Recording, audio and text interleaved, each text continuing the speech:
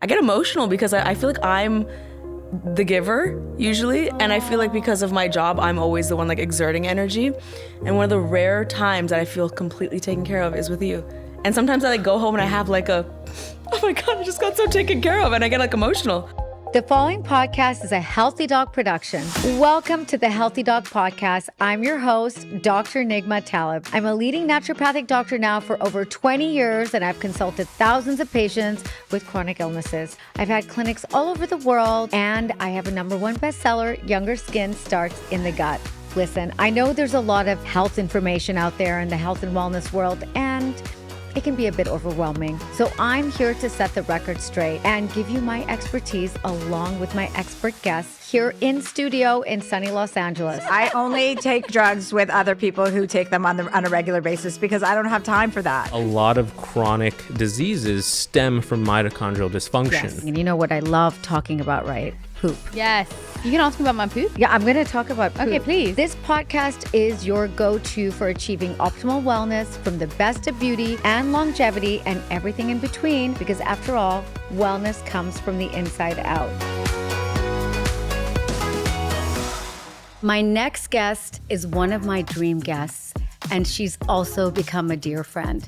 She's a storyteller, actress, producer, activist, sports team owner, and all-around force of nature. On top of that, she's absolutely hilarious. Her first feature film, DOIN IT, is in theaters now. Say hello to Lilly Singh. Yay! I'm so happy to be here. I am so thrilled that you're here, and thank you for making the time. Of course, I would rather be nowhere else with you and with Dante, who is cuddling me and giving me all the love right now. He's doing his Reiki. Exactly. That's part of his and I'm job. receiving, and I'm receiving. I'm so happy to chat with you because I feel like we see each other so often, but we don't really always get to have like an in-depth conversation, I feel. Yeah, no, and you've been one of the people that I've been always wanting to interview, even before I knew you. Really? Just because your voice is one of the most strongest voices in the Southeast Asian community, and me being of Indian descent, I've always looked up to you for representing. I appreciate that. Thank you. Well, I'm so thrilled to be here. Thank you. I wanted to ask you, first of all, congratulations on your first feature film, DOIN IT. Thank you.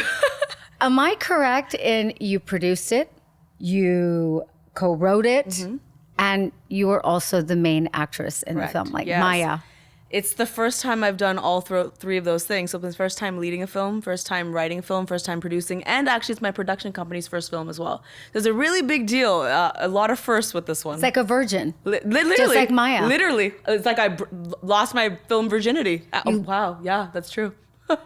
She's no longer a virgin. We can't sing that Madonna song anymore. Right, exactly. So it's about, to give context, it's about a 30-year-old virgin, Maya, who I play, who finds herself teaching sex ed. So she has no experience with sex. She has no idea what she's doing, but she's now in this high school having to teach these kids and inevitably having to learn. Wow, sorry, Dante just cuddled me and I got distracted. Inevitably having to kind of learn and unlearn things about her sexuality, about her body. And it's a raunchy sex comedy in the vein of a lot of the ones I grew up with, like American Pie or like 40-Year-Old Virgin, but it looks different. You know, there's a South Asian woman at the lead of it. Yes. It's female focused. I feel like most sex comedies are very male centric. This one is not. And the virgin is not the butt of the joke. You know, this is not about, oh, she's going to lose her virginity and now be normal. Ha, ha, ha. It's about a woman unlearning shame. Which is so important, the message, because I've seen it now a couple of times. How many times have you seen it? Twice. I love that. Thank you. I am clearly shameless. Oh, no, I appreciate the support. I just had such a chuckle, and I don't think we're ever going to look at blending protein shakes the same again. And I'm not going to spoil it for everyone out there that's listening to this podcast. Right. So you're going to have to go and watch it to know what I'm talking about. There is a OMG moment for sure that happens with a mom, a protein shake, and a vibrator. You figure it out. You figure it out. And you know what? Your parents were sitting behind me. Correct. And at the premiere. And I was just the whole time thinking, I can't believe Lily's parents are sitting here and watching this. And I was just like, had this moment of like, then I'm like, this is the whole point. You know what I mean? Is like, it's like we have such shame around all these conversations. And so I thought it was brilliant. It added there was a message behind it.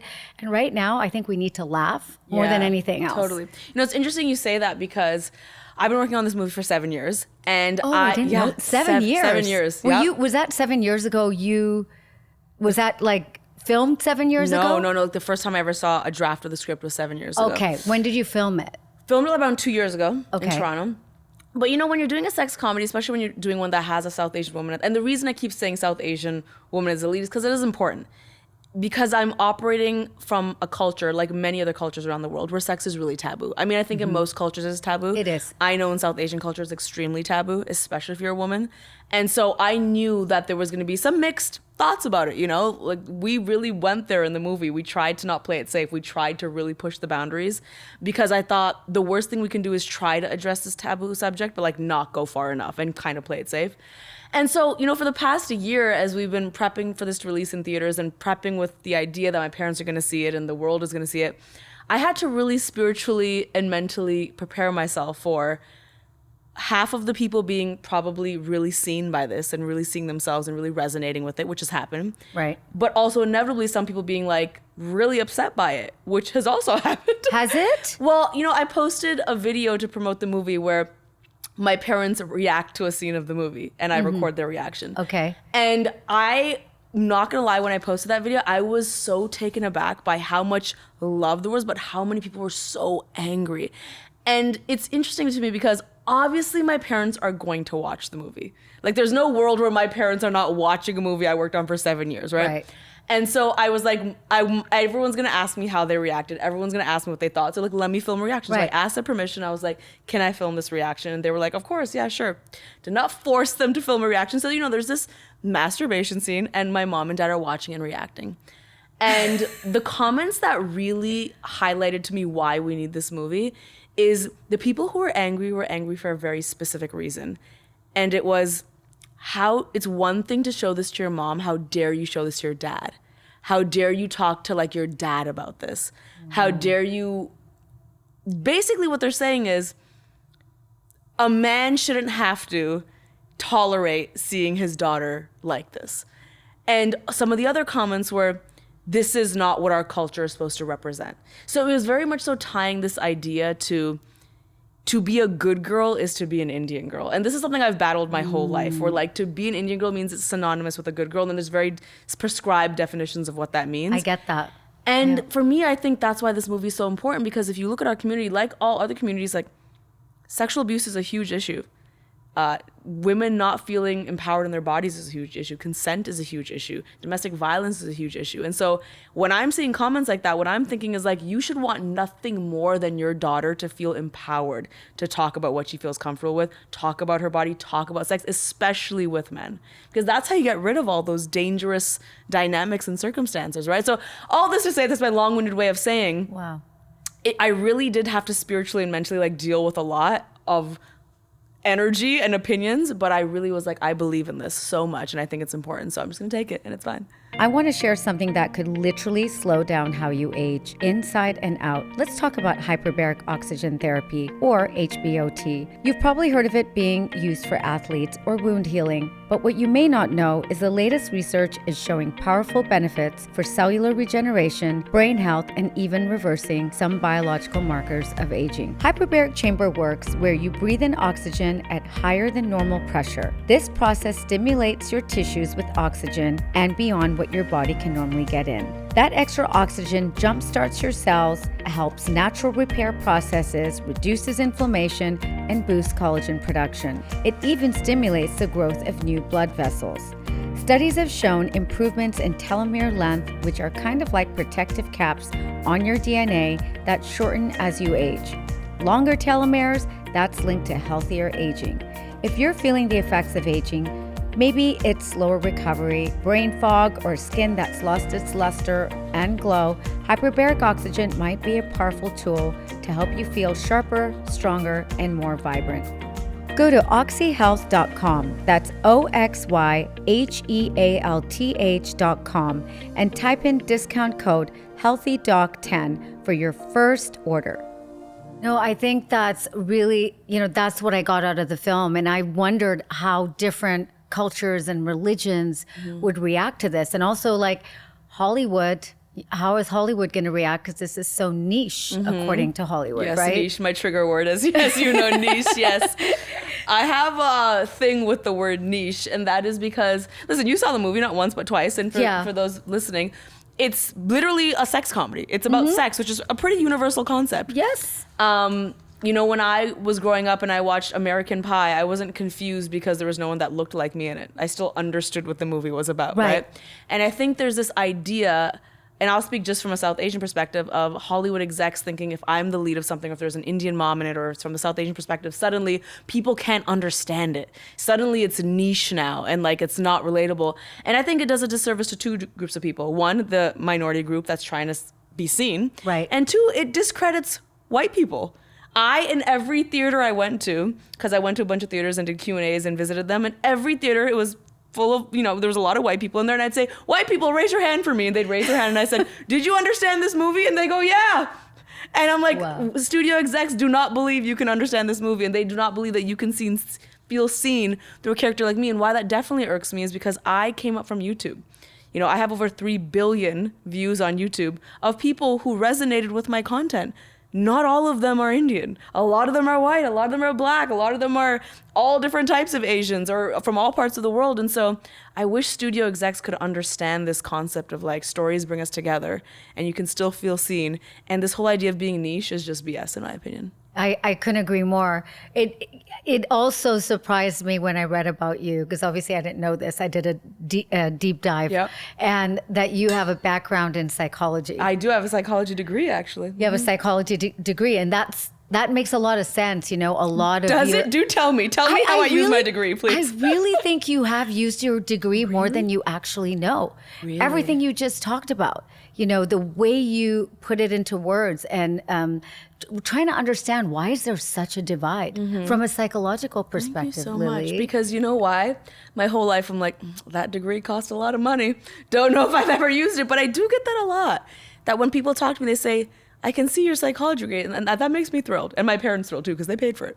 Yeah, yes, Indian parents paid for your psychology degree, and it worked. Yes, good. I'm glad. I guess I am very introspective like that, and I do think a lot about the mind, my mind, and people's minds. So I'll take that. I'll take that all day. Why do you think there is such a divide? Why specifically in this topic? Yes. Or in the world? Basically with regards to learning about Indian culture, for example, if we're just talking about South Asian Indian culture, right. Why is that not, why is it so hard for that to be inclusive in Hollywood and, in the United States in particular? Yeah. Because we do have a big community here. Right. I feel like there's a few things, and again, I won't pretend like I have all the answers, but I'll tell you from my experience what I think are some of the issues. One is inevitably, Hollywood is controlled still by people that all look the same. Like white men are in control of Hollywood for the most part. Here and there's little beacons of hope, the Issa Raes, the Mindy Kalings, there's a lot of amazing progress being made. But at the end of the day, I have a production company that pitches studios, and usually when I'm pitching people, for the most part, they're white. And that's not a negative thing, but I think the issue is like, if I'm telling a very nuanced story that I know people from my culture will resonate with, it doesn't always land with a group of white execs. You know what I mean? And I feel like there's this thing of proof over potential, which I talk about a lot, which is some groups of people, they are gauged through their potential. And so there can be 100 spy movies and 50 of them can fail, but they're not going to stop making spy movies because you're like, the white people making spy movies or whatever those things are, they're going to keep getting made because there's a lot of potential in that. There's a lot of potential in that. Right. However, minority groups have to operate through proving themselves. They don't get the privilege of their potential being viewed. They have to be gauged through their proof. And so that's why we see Sinners, the Barbie movie, One of Them Days, whatever movie from a minority group does really well, it's usually viewed as the exception. It's usually like, that happened, but that won't happen again. And so we have to prove ourselves over and over and over and over again because we're not viewed for our potential. And I think that's a huge issue. And so I'll also say I grew up in Toronto, Canada. I know, fellow Canadian. Yes. And growing up in Toronto, I can say I've had the privilege of traveling to most places in the world, and Toronto remains one of the most diverse cities on this planet. It actually is. You Yes. can walk down the street and see every type of person. And so growing up, I never felt like I had to not be super proud South Asian, super proud. I Sure. grew up on a Bhangra team, the captain of a Bhangra team. You what? I was a captain of a Bhangra team for my whole upbringing. Are you serious? First movie I watched was Bollywood. In my school, there was every type of language. There was Tamil, there was Punjabi, there was Hindi, there was Gujarati, there was Jamaican Patois, there was everything. And then when I moved to LA in 2015, I did have a bit of a culture shock because I definitely didn't see many people that looked like me. I felt it was very black and white. Like there was a lot of white people, there's a lot of black people, and then there was like this gray area of other people that like generally people were unfamiliar with. When I moved to LA, the first time I mentioned Bollywood, someone asked me, is that similar to like Caribbean or close to Jamaica? The first time I said the word samosa, someone didn't know what I was talking about. Oh dear. When I mentioned the word Saudi, someone didn't know what I was talking about. And coming from Toronto, I was like, wait, what? Those are such common things. And so I think another issue in Hollywood is that I just don't think they understand Asian people, honestly. I think they understand black and white, and they're not even doing a good job with the black community, to be honest. They're getting better, but I think they just don't understand. I don't know if it's the education system here. I don't know if it's just like lack of the way immigrants have immigrated to this country, but like in Toronto, every friend I have, their parents are immigrants. Every single friend speaks a different language, eats different food, their parents are immigrants. Then I moved to LA and people's parents were like from Ohio. And that's just, I guess, different the way immigration has happened. But I think there's just a lack of learning and valuing other cultures here, I feel. That is a little bit behind Toronto, I would say. Excuse me, sorry. I just choked on Vitamin C? vitamin C. Okay, so you talked about that. Hold on, we're gonna pause for a second. Look how pretty these cookies are. Oh my God. Oh yes, this is a vitamin C cookie, and Yeah. that's all my vitamin C is in there in the gel with passion fruit, and then this is collagen.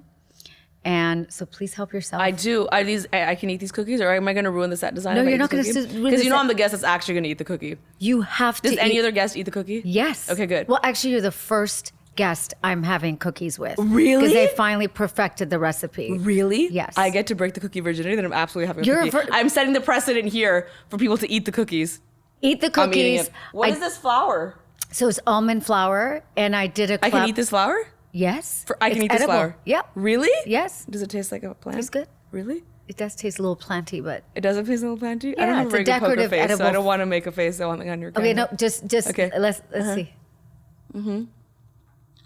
I don't eat the plant yet, but I'll get there. How do you like the texture of the cookie? It's different because it's not gluten. There's no gluten. There's no sugar. There's no dairy. I feel like the kombucha girl gift where she's like, I feel like it's, for not having any of those things, it's actually really good. No, Would you would you eat this as a no, cookie? no sugar, No sugar. but it's so good. I know. And the well, it's got stevia in it because it has the vitamin C I'm powder gonna eat the plant mix. now. You ready? Okay, I'm gonna eat it. curious as to Basically what. sabji for everyone. Eat one with you. Yeah, tastes divine.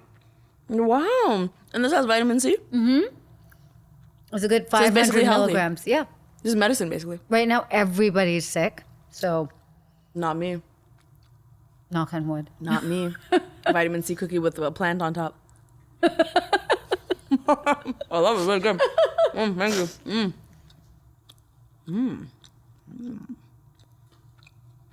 How would you encourage a desi girl who's sitting in her living room or in her bedroom after she just came back from doing it, who has dreams, say she's in Toronto, she has dreams of wanting to be an actress and coming to Hollywood? What advice would you give her? Now, I want to be responsible with this answer. Let me also get the cookie out of my teeth. With some more vitamins. Let me get the vitamin C cookie out of my teeth with my vitamin With the C cocktail. vitamin C, it's like double dipping. You know, I get asked often what advice I would give people. If they want to, like a young girl that wants to act or wants to be in a creative field. And I feel a lot of responsibility to be inspiring, but simultaneously honest. Okay. I don't want to give a fluffy answer here where people are going to think that this is really easy. So I'll be really honest. I think it is absolutely essential for and again, I'll just talk about the South Asian community because I don't want to generalize. I think it's critical for more South Asian kids to get into the arts. And I know that's scary for Indian parents because fundamentally growing up, they didn't see that a lot. You have to be a doctor, you have to be a lawyer, a scientist, or a computer scientist. And, we make jokes about that a lot, but that comes from a really real place. It does. From our parents' behalf. It's because that's what they saw. That's what they know. That's how they understand survival and livelihood. Mm-hmm. And all they care about is their kids being able to pay the bills, put food on the table, be okay. Every immigrant parent, that's what they want. They may have strange ways of communicating that, but that is fundamentally what they want. They want to know that my kid's going to be okay. It's why they pressure us to get married. It's why they pressure us to go into certain schools and jobs. Will my kid just be okay? I worked so hard to come to this country. Will they be okay? That's all I want. That's why I did all this, so that hopefully they could be okay. So when I went and told my parents I wanted to make YouTube videos, their hesitation and confusion wasn't because they didn't want me to be happy. It was because they were like, how are you going to make money? I've not seen anyone else that has done this. I don't see anyone else on screen that looks like you. How can you believe that you could have a job out of this? So I understand all their concerns. However, I'm a big believer that stories, movies, TV shows, etc., is how we understand the world. It's how we understand ourselves. It's how we treat other people. How many people here listening or can think of an experience where you watched a TV show or movie and you're like, this has changed me in some capacity. Wow, yes. It's taught me about myself. It's made me feel better about something in my life. It's making me reflect on that relationship or that person I had a falling out on. It made me forgive this person in my life. Like, stories are really important to how we understand ourselves and how it shapes culture. If only a certain group of people shape culture, then culture doesn't serve everyone, right? And we see that with the way girls and women are treated. A lot of the ways around the world you see girls and women not being sent to school, being abused. If you look at stories historically and TV and movie shows, you can see a lot of why that is the way that is, how we've portrayed female characters, how we've treated those characters on screen. And so for those reasons, I think it's really important for all types of people to get into the arts. I will also say, as someone who has now done her first film, as much as you try to be diverse in front of the camera and behind, there are still many departments in filmmaking, in television making, where it is hard to find diverse people because the parents have not let their kids go into those fields. So if you want true diversity, parents, you gotta let your kids, if they are passionate about it and they're good at it, you gotta let your kids go into the arts. Hopefully I can be some level of proof that it is possible. Having said that, it is so hard. I will not lie. It is extremely hard. I am not the product of a viral video. I am not the product of like, I had a hit TV show and then everyone knew me. Every video I've made has gotten me subscribers. Every small role I've done has gotten me more opportunities. I've just chipped away, role after role, meeting after meeting to get to where I am. And I think I had the delusion that one day I would get to a place where finally I would not have to do that. Where like you make it and you're like, now I don't have to fight anymore. That never happens. That doesn't happen. It does not happen. And I actually don't think it happens for anyone. I know some incredibly successful people that are still like, till this day, I'm still clawing away and I'm still fighting. So what I will say is if you're that young girl in Toronto and you want to be an actress, I need you to ask yourself a few questions. Mm-hmm. Why do you want to do it? Are there reasons that will sustain you for a long time? Or is it just a temporary reason of like, I like the spotlight or I have this little phase? You got to be willing to lock in for the long run. You have to be willing to fail 3,000 times to succeed one time. You have to be willing to step out of your comfort zone literally every day. In fact, one of the things I tell myself when I'm exhausted, I'm like, can you just have one day where you just do what's comfortable? Because every day I'm having a meeting that I'm nervous about. I'm doing a pitch that I'm nervous about. I'm going on stage and I'm nervous about that. I'm doing this role that I'm nervous about. I'm constantly in a state of, this is scary and I have to do it anyways. This is scary, I'm gonna do it anyways. I don't know how to do that. I have to learn how to do that. I'm not good at that. I have to get better at that. I'm constantly in that zone. And so that takes a lot of mental bandwidth and resilience, I would say.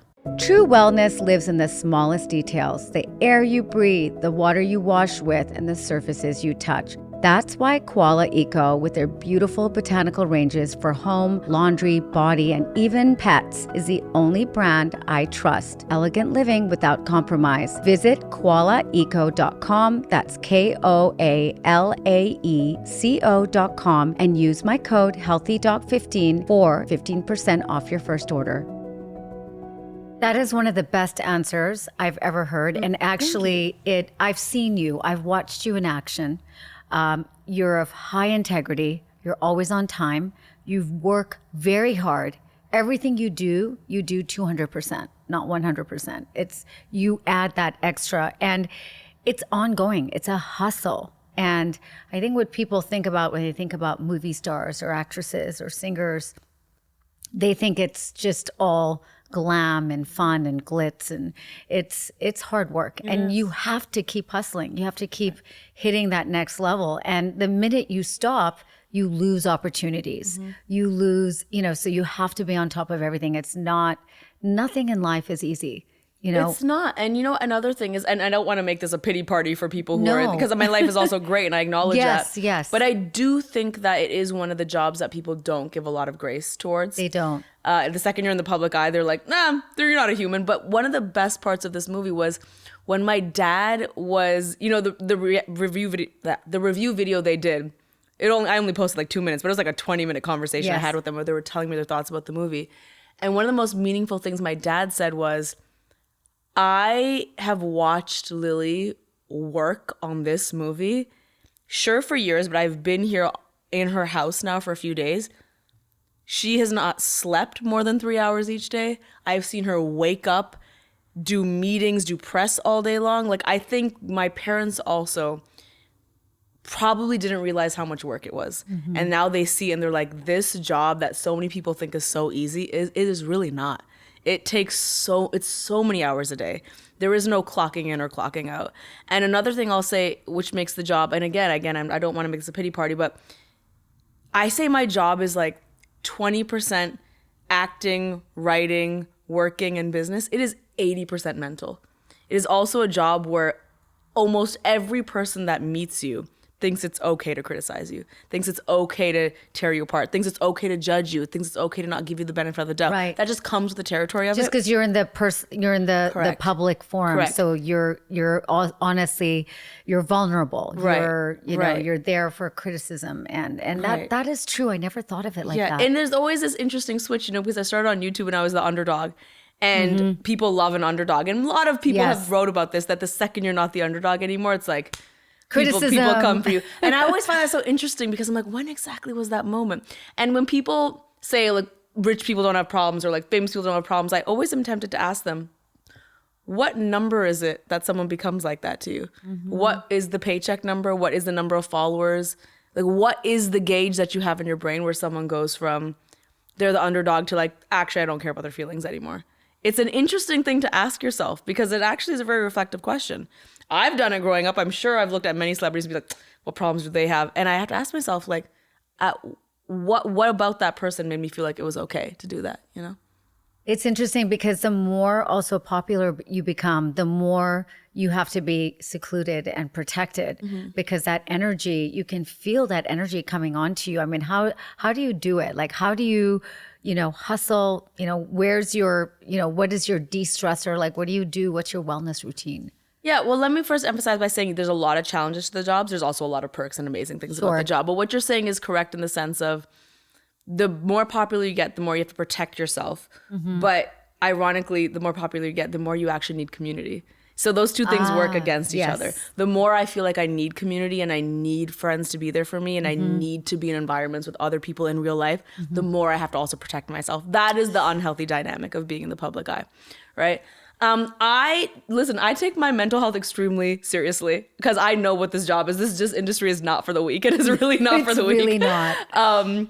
At any time, I have to be okay with someone saying whatever they want to say to me online. At any point, I can be told I have to do like a 17-hour day. There's a lot of things.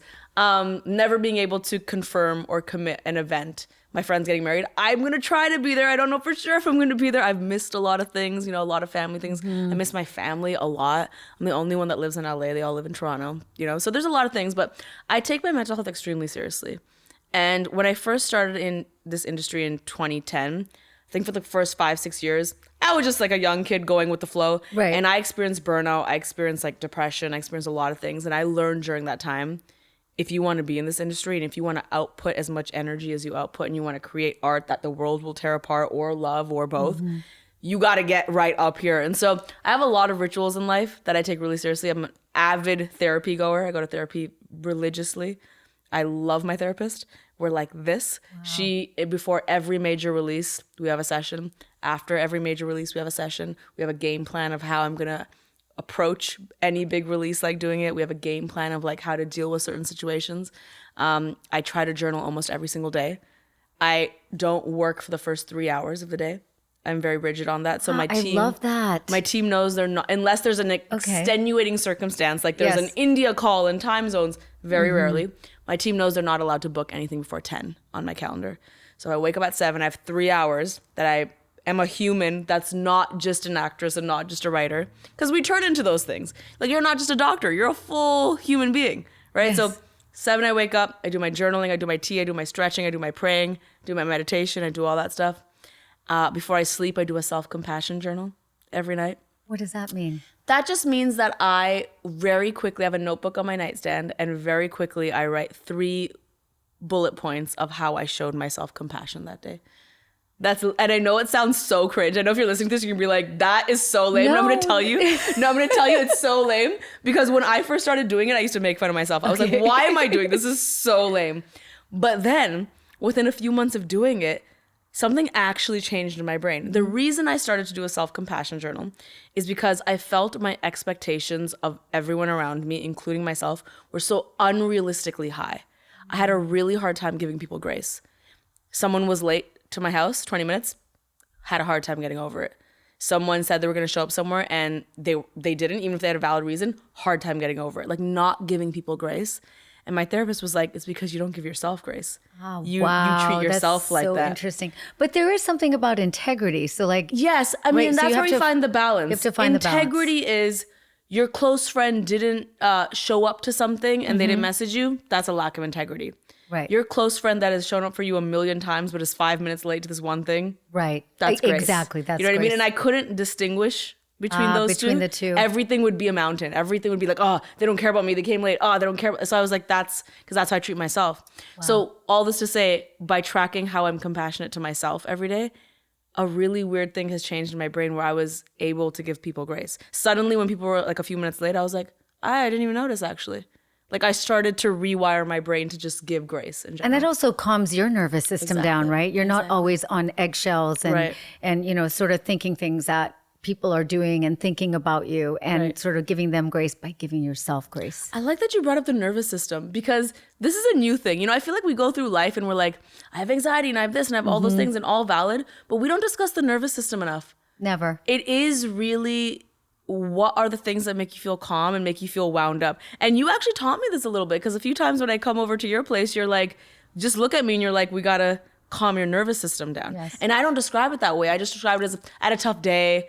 You know, and when I say that, I think it kind of invalidates that there's an actual chemical, physical response happening that I'm not giving credit to. Yes, it totally is. I mean, think about it. You have a sympathetic nervous system, which is an animal is chasing you. So at that very moment, you're not going to have to go pee or you're not going to be hungry. All your body is pushing all the blood to your muscles so you can run away from that lion, whoever's chasing you. That's a sympathetic mode. Then you have the parasympathetic mode is what we're doing now. We're sitting on a couch, lazing around, having a chat, drinking vitamin C cocktails, chilling out. And that's like, you know, really chill. Some people, type A personalities would call it lazy, but it's what we need.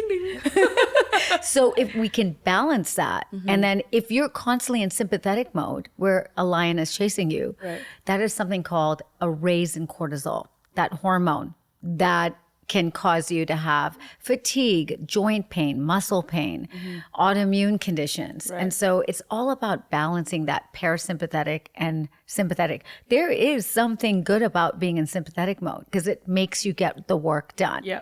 But if you're constantly there, your body is going to not know when it really needs to respond. And I think that's a little bit of what's going on here. You're like, I'm not surprised. I know this already. It's all of us, though. Right. It's all of us. We also live in a very crazy world where the minute you turn on the news, the minute you turn on scrolling through Instagram, that's raising your cortisol.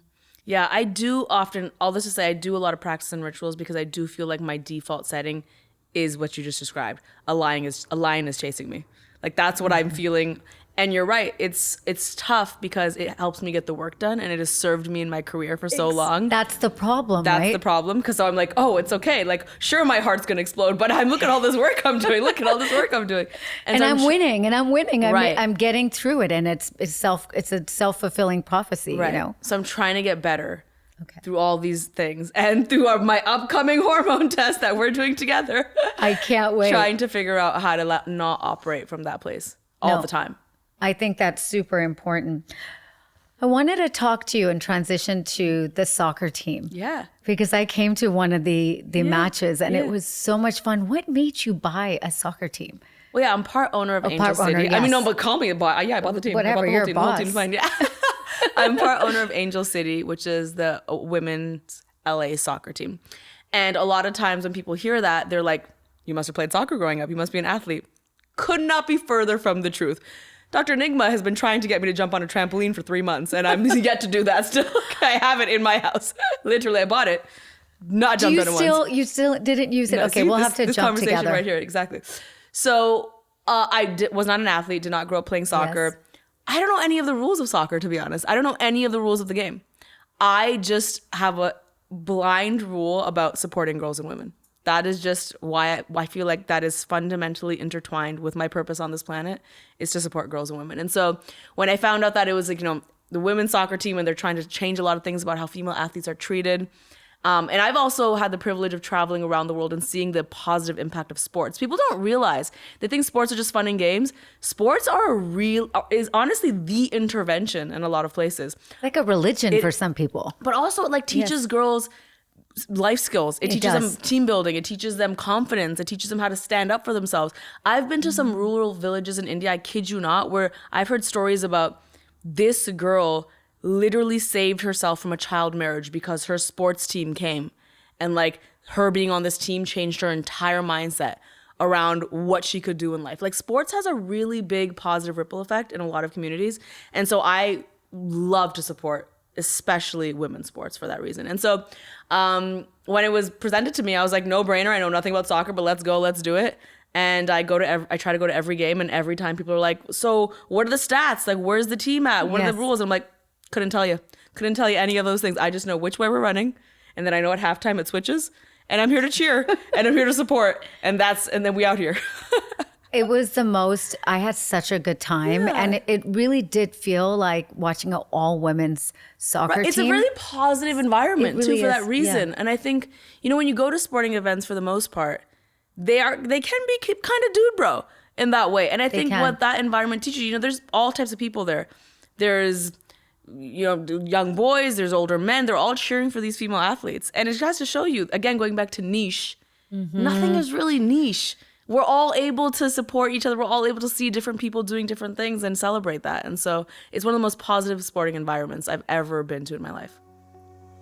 From PMS to perimenopause to menopause to postmenopause, I've lived through it all. And through every stage, one thing becomes clear. Hormone fluctuations change how our bodies regulate temperature, especially at night. When your body overheats, even slightly, it disrupts deep, restorative sleep. The kind of sleep your hormones, metabolism, and mood depend on. That's why I can't live without my Rani Lounge pajamas. Their advanced technology activates natural fibers, making the fabric moisture-resistant, naturally fresh, and ultra-breathable, allowing your body to stay cool and regulate temperature the way nature intended. Better temperature control means deeper sleep, better recovery, and a body that feels truly at ease. Whether at home or traveling, staying cool, fresh, and comfortable has never felt so effortless. Go to RaniLounge.com, that's RaniLounge.com, and use my code HealthyDoc15 and get 15% off your first order and experience sleep the way it was meant to be. Okay, I want to go back to some of your wellness rituals. Okay. Tell me what your routine is morning to evening. Okay, so every morning I try to wake up at 7-ish. And so I sleep with my blinds closed. I try to make my room as dark as possible. You taught me that. And so at 7, the blinds open, prayer music plays, and my lights all turn on. This is a real thing. And I have to remember to turn that off when I'm not home and someone else is staying at my house, because they get freaked out when that happens. Oh my God. But so at 7 o'clock, I have my phone across the room. So I don't sleep with my phone next to me. Of course, on a weekend or something, I might break that rule, flexibility and put it. But for the most part, my phone is across the room. And so I don't pick up my phone. I let that music play and I just like do a little bit of breath work in bed, cuddle the dogs before I get out of bed. Get out of the bed, deal with the dogs. I make myself tea. Now this is a new thing I just started doing. I used to have peppermint tea, but my friend Radhi, who is Jay Shetty's wife and who is an amazing Ayurvedic chef, taught me about CCFT, which is basically coriander, cumin, and fennel. And so I just had that for the first time this morning, but it's supposed to help with like inflammation and bloating and all those things. So I have my CCFT in the morning. Okay. I sit outside, same spot every day. I journal. One of my dogs cuddles me while I journal. The other one can't be trusted outside. So she's inside. She's inside. I journal. I go inside, I stretch.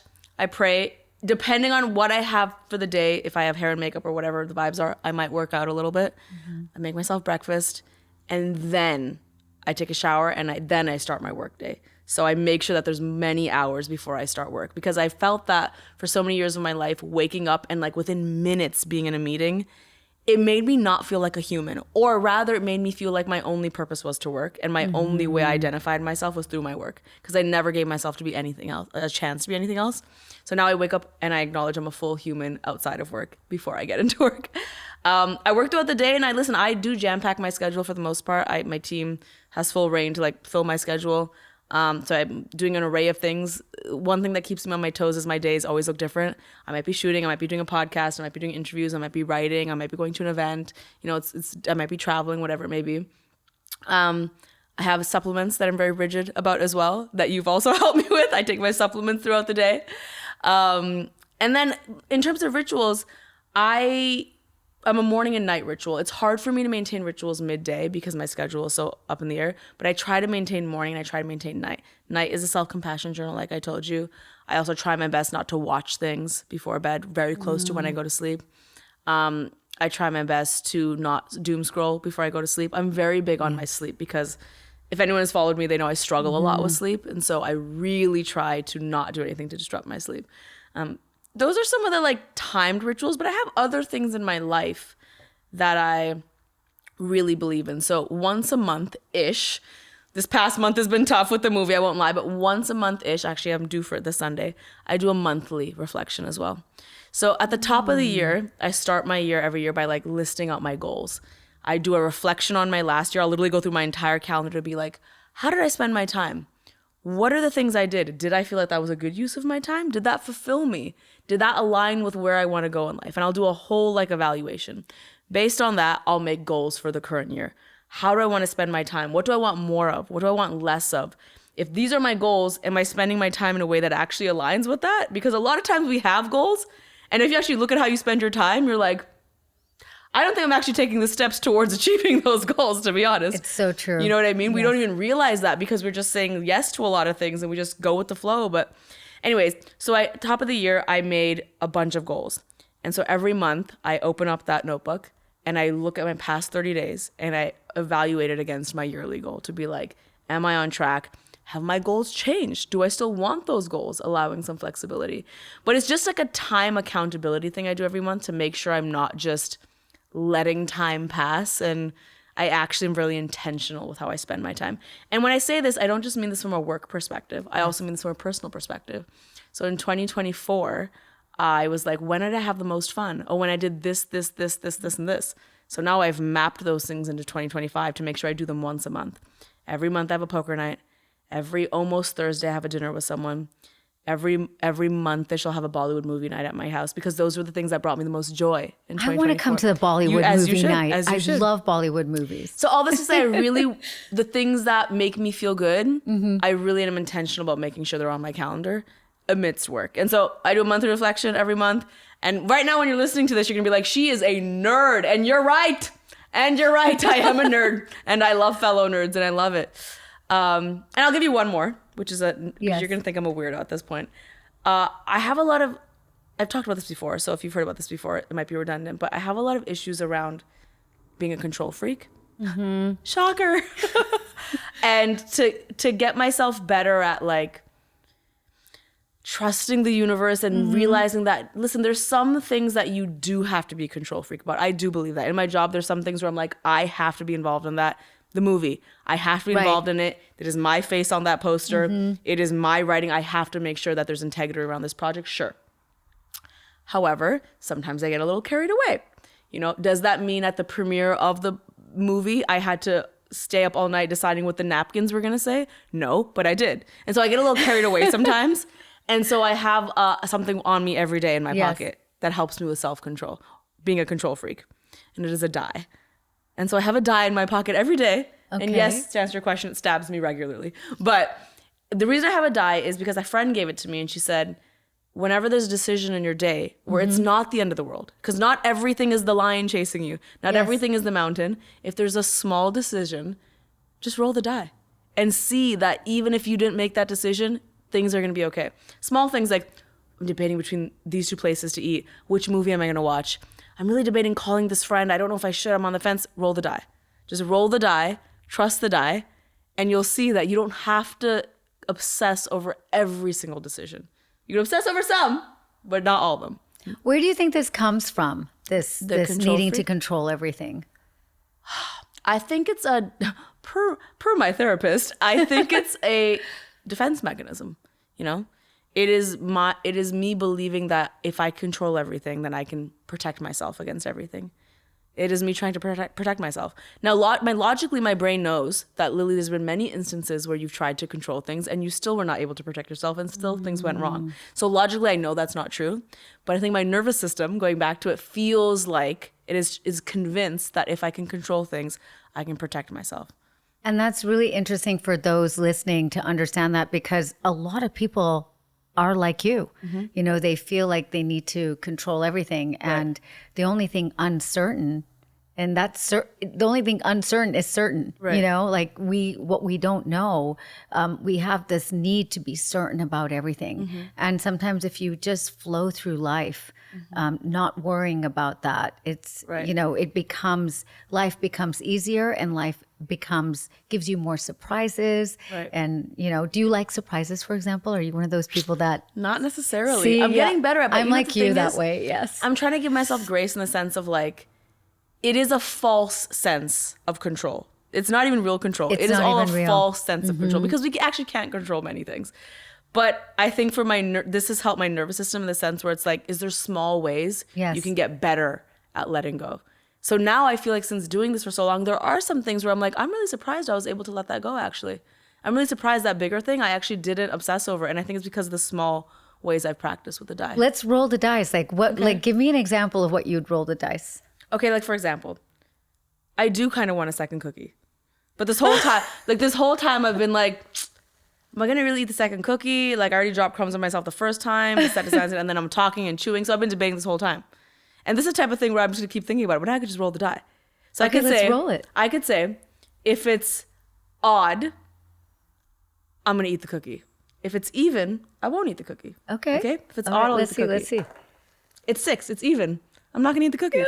And I thought even was eat the cookie. No, even was. I don't know. Play it back. I think it was not eat the cookie. But either way, like I don't care that much about this decision, so I'm comfortable with that. And also, who cares? Can we do one more roll? Because the second you stop recording, I'm gonna eat the cookie anyways. Okay, let's roll it. Let's roll it one more time. I'm curious to what you it want says. me to eat the cookie. I want you to eat the cookie. 5. You eat the cookie. Yeah, I eat the cookie. I love it. But here's another thing about the die. I'll tell you. Okay, tell me. Another reason it's helpful is it helps you get in touch with your intuition. And I'll tell you why. Okay. Because sometimes I can't decide on something and I'm so convinced that I'm on the fence. I'm so convinced I'm indifferent. And then I roll it and then I feel a pang of disappointment. And that means that I wanted the opposite of what the die said. And you went against your intuition. Correct. So now I'm going to eat the cookie. I think you should eat the cookie. This is a collagen This is the one. collagen one? Yes. And also I'm going to eat the cookie because I want to support a friend's cookie. You know what I'm saying? The friend made the cookie. You're so cute. You know what I mean? Which one? This is collagen. This is a beauty collagen cocktail powder inside the cookie. Eat this and turn into Beyonce. You heard it here first. Your skin is gonna glow. It's actually good for your joints. Look like you. You're so cute. It is. It's a one way to get the collagen in you, and I love eating cookies. I'm a cookies and tea girl. It's so good, right? With a nice cup of chai. What is that one? What's that? This is the collagen. It's a rhubarb collagen mix with chlorophyll, almond powder, almond flour, And it's got a tiny, tiny, tiny bit of coconut sugar. This is why you're hot. This is why you're beautiful. You eat these 10 a day? Well, I wish I could eat 10 a day, but I make them I work with a company called Chaman that makes the cookies for me. And we follow a recipe, and it's just. So you're dropping the crumbs, chewing while talking. All the things I said were going to happen are happening. But that's okay. I'm just gonna have to send them to you regularly so you can use them in your journal writing time. Oh my God. While you're drinking your chai and your journal writing. With my CCFT. Yeah, let's do it. Yeah, with your I want to learn. I want to get into drinking that tea. I remember talking to Radhi about it. You should know. No, it's very good for bloating. I'm a really fussy eater. You are. And for me to like these cookies. That makes me so happy. I also have some kulfi for you before we leave. Yes. I love it here. It's dairy-free kulfi, so I know course it because is. my favorite. Is it vitamin C kulfi? What is it? It's not B12 kulfi? What is it? Magnesium kulfi. There's. It's got to be something in there. Oh my God, you just gave me an idea. Maybe I need to put some magnesium in that. I mean, it's very on brand It could be a nighttime kulfi eating thing. My favorite dessert is kulfi, and I just obviously cannot eat kulfi. Otherwise, it would make me really sick. So I wanted to create something that was delicious and of my Indian heritage and a dessert I could have once in a while. But this is like super healthy kulfi, so I can't wait for you to try it. You're so cool. You're so cool, and you've taught me so much. You really have. Thank you. I will also say this. There's no teleprompter over here for me, and I'm not being paid to say this, but I will say, the first time I met you at Jay Shetty's house, and you came up to me and introduced yourself, and then you're like, you should come over to my place and I'll give you a treatment.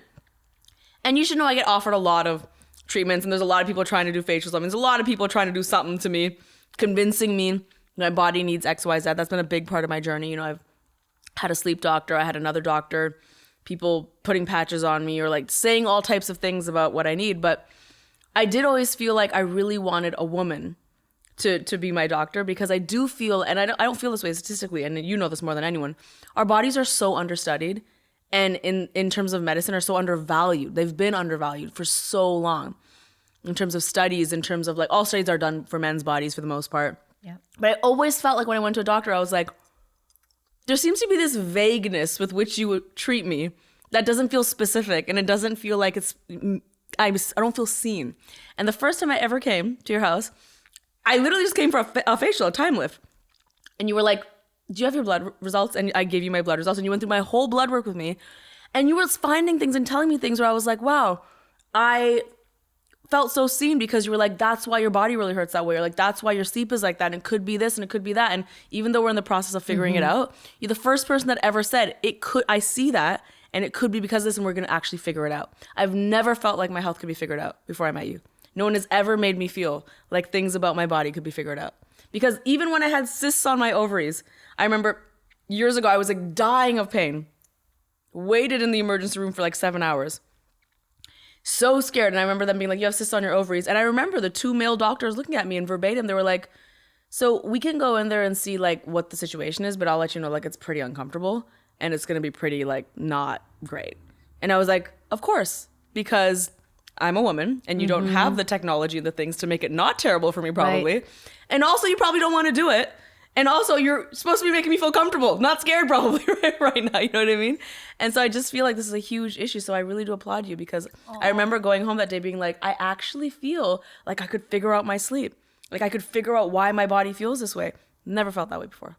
Thank you, Lilly. That means so much to me, because that is my goal, is to change the healthcare for women. I'm in the process, as you know, of releasing my book next year, The Menopause Balance. And I want to encourage women in their perimenopause years, because it's not just about menopause, which is just one day, really. It's like Christmas. It happens once. Yeah. It's the perimenopause leading up to the menopause that is the most difficult. Right.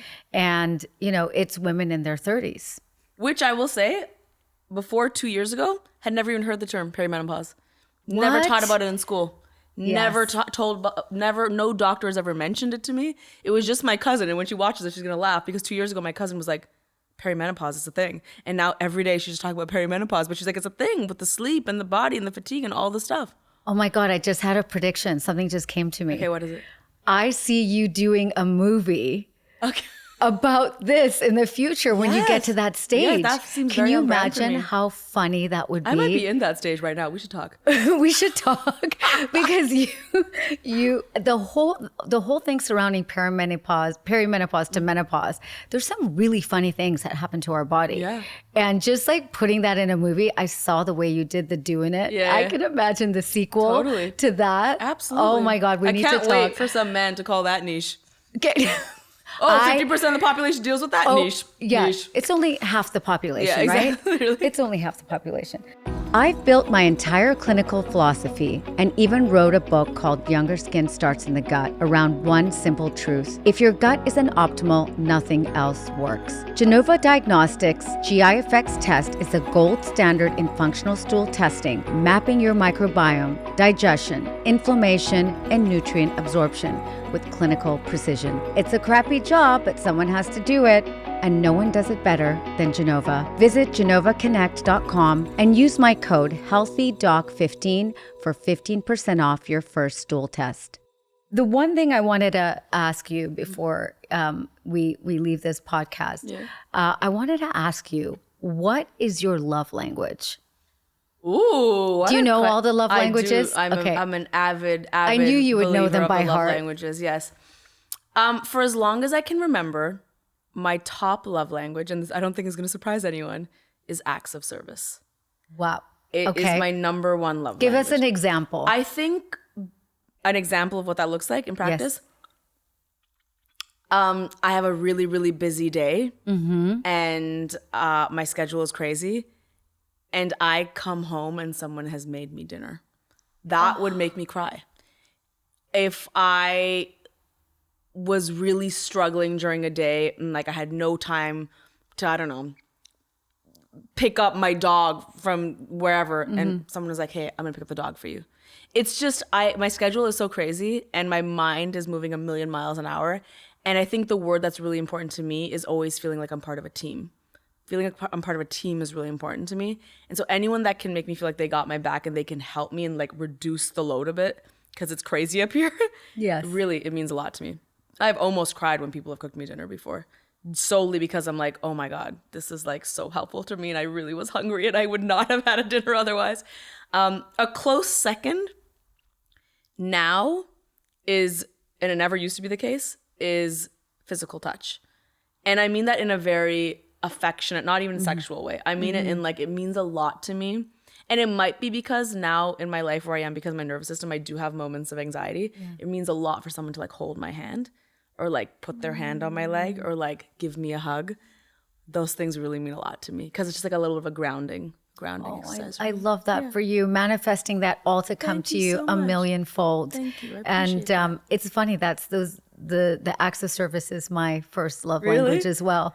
Yeah, So interesting. it's interesting. Yeah. I mean, that's to me Maybe that's it's the most trauma somewhere and there are two acts of service. Just help me do things. We're Help like- me do things so I like, can do more things. No, I think it just shows that people care, and you know, I feel seen. That's you one feel of the, because when seen. people buy me gifts, I don't really feel seen. You know, of course I love quality time, but I feel like if someone is able, especially without me saying it, if someone is able to be like, I recognize without you even saying it that this would be helpful to you and would reduce stress in your day. Yes. That makes me feel very seen. I love that. Yeah. Well, so I want to give you, I know it's a gift, but it's kind of an act of service in a way. Okay, what is this? Okay, so are you ready? Yes. So it says specimen collection. I want everyone to know that this box says specimen collection and I'm stressed. So what am I known for? I mean, it's so embarrassing, but everybody now knows me as the poop doctor, right? Okay. I didn't know that. Is that a thing? It is a thing. I did Okay. a poop Instagram video and I got 10 million views okay. on it. Word. Talking about different, so most of your immune system is in your gut. If you're gonna give me a box of shit right now, I'm gonna. I am pretty much giving you a box of what will be your own my God. poop. And so we all poop. Okay. And so this is a really cool gut microbiome test. Okay. That's going to measure everything in your gut, from who's living in there to the good bacteria. Yeah, there are things that are living in your Okay. gut, and all the good bacteria and how you're absorbing your nutrients, your fats, your vitamins, all that stuff. It's a 3-day collection. 3 days. I know, we can combine it into 2 days. Is I'll this the tell thing you where I more. have to put my poop in my fridge? It is, isn't it? Well, you have to put it in a container. In the fridge. Yeah, so we can go over that. So I know I have you doing a hormone urine test right now. So I'm also gonna collect. So I should just sell my toilet. I'm never using my toilet again. You have me doing a urine test and a poop test. Yes. This is to be in my fridge. Yeah, well, it's not going in the toilet. It's going in here before. Understood. That's what I'm saying. I should just sell my toilet. I don't need it anymore. I don't need it anymore. Light bulb. Yeah. Okay, I will happily poop in this box for you. Thank you. Yeah. It's poop in a box, and it's going to really, at this age, in our, mid 30s and onwards, we have to fix our gut microbiome because that's going to predict everything. Okay. Your immune system, your skin. I trust you blindly. Your hormones. I will put whatever you want in that box. I can't wait. You. I can't wait to. Thank you so much. So this is my act of service to you. Thank you so much. And I feel very seen. You feel very seen. Me and my gut feel very seen. Thank you. You're welcome. Lily, thank you so much for being on this podcast. There are not very many human beings like you on this planet. I appreciate you. And thank you for letting me chat your ear off. I know I give long-winded answers. It's because I'm a nerd and I care. This was literally one of the best podcasts. Like you are so, I feel seen. I feel like you have given the world so much, and there's just so much more to you than people get to see. And I think your psychology degree is really, really kicked off. You heard it here first, Mom and Dad. I just feel like you're very intentional with everything that you do, and I feel like I wish we could clone you and have more people like this on the planet. Oh my God, the poor planet. I don't know about that, but thank you. I appreciate this. I would love more people like you. Thank you again for being on the Healthy Doc podcast. So excited, Lilly Singh. She was here. Bye. I'm gonna go eat Gofi now.